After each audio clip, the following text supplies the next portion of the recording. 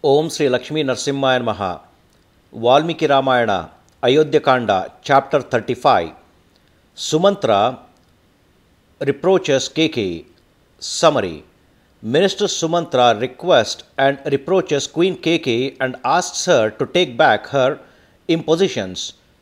Even the elderly minister and a scholar named Siddhartha tries to pacify Kaikeyi by telling the legend of Sagara, the ancestor of Dasharatha, quoting the exile of his notorious son Asamanja.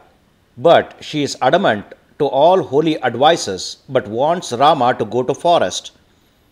Chapter 35 in detail. Then, moving his head all of a sudden, sighing again and again, rubbing his hand in hand, grinding his teeth, turning his eyes red with anger, shedding his normal color, overwhelmed with wrath, suddenly getting the evil grief. Carefully reading Dasharatha's mind, Sumantra the charioteer spoke as follows, as though shaking Kaikeyi's heart with sharp arrows, in the form of a thunderbolting words, speedily piercing all her vitals. There is nothing on earth, anything which is most disgraceful for you, by whom your husband King Dasharatha, the supporter of the entire creation, the unmoving and the moving, is betrayed, O Kaikeyi.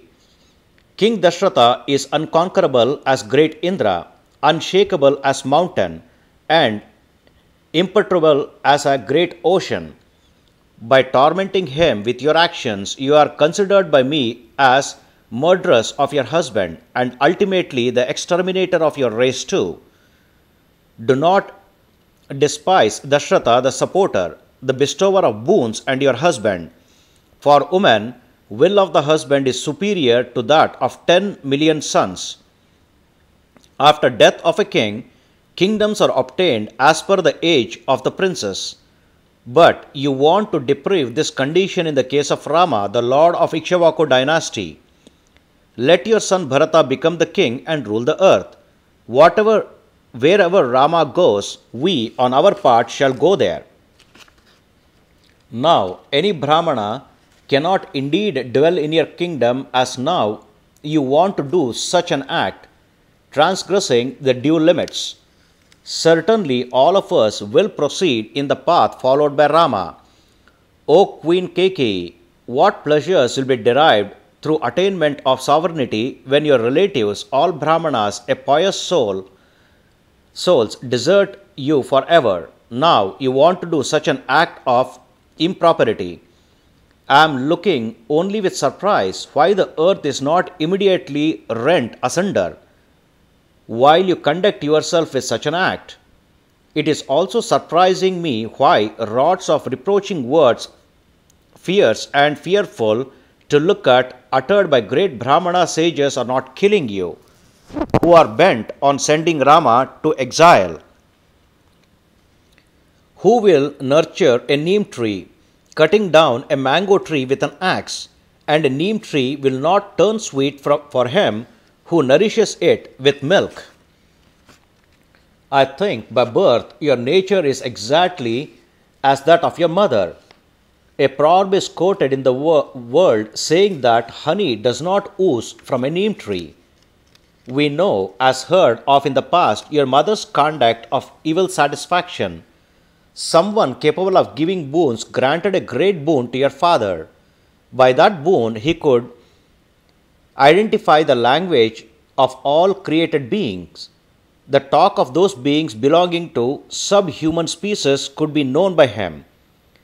From the sound of an ant called Jrimbha near his bed, the meaning of that sound was deciphered by your exceedingly brilliant father, and he laughed over it repeatedly. Your mother, becoming angry over his laugh, wishing even to hand him to death, in case he refuses to disclose the reason for his laughter, spoke thus: O king, the great sir, I want to know the meaning of your laughter. The king replied to that queen as follows: O royal lady, if I tell you the reason of my laughter, my death will immediately follow thereafter. There is no doubt about it. Your mother then said to your father, the king of Kaikeyas, live or die as you will. Tell me the laughter, do not ridicule me. Having been spoken thus by his beloved consort, the said king of Kaikeyas on his part correctly reported the matter to the sage who had bestowed the boon on him. Then the sage who had bestowed the boon replied to the king as follows, O Lord of the earth, let her die or ruin, do not reveal the reason to her. Having heard the word of that sage, who was pure-minded, the king repudiated your mother and lived happily like Kubera, the lord of riches. O Kaikeyi, seeing evil everywhere, you too thus followed the path trodden by wicked men, are making this bad resolution by ignorance. The popular saying that males are born conforming to their fathers and females to their mothers occurred to me as true. Do not conform to the traits of your mother. Understand that which is said by the king, following the desire of your husband. Be a protectress to this people here. Incited by evil-minded, do not put before the public an improper course of conduct of your husband, whose splendor is equal to that of King Devendra, and who is a protector of this world. O Kaikeyi, Dasharatha, the faultless man, the majesty, the lotus-eyed man, and the king cannot indeed belie the promise given to you. Hence, you alone has to change your opinion. Let Rama, the eldest of the sons, who is generous, strong-skilled, capable of protecting his own duty as Kshatriya, but also of protecting the world of living beings, be installed on the throne of Ayodhya. O Kaikeyi, a great accusation will surely roam about you in the world if Rama, leaving his royal father, goes to the forest. Let Rama, of that character, protect this kingdom. Be you free from distress. There is none other than Rama living in your excellent city that is competent to rule this Ayodhya. In the event of Rama being installed in the office of the prince regent, King Dasharatha, weldeer of the great bow, will surely have recourse to the forest, cherishingly recollecting the conduct of his forebearers. Thus, Sumantra, repeatedly with joined palms, caused a shaking to Kaikeyi in the royal assembly by his kind words as well as bitter words. That Queen Kaikeyi, however, was neither excited nor repented in her heart, nor was any change observed in the color of her face. Thus completes 35th chapter in Ayodhya Kanda of the glorious Ramayana of Valmiki, the work of a sage and the oldest epic. Sri Moola Rama Vijayate. Om Sri Krishnarpanamastu.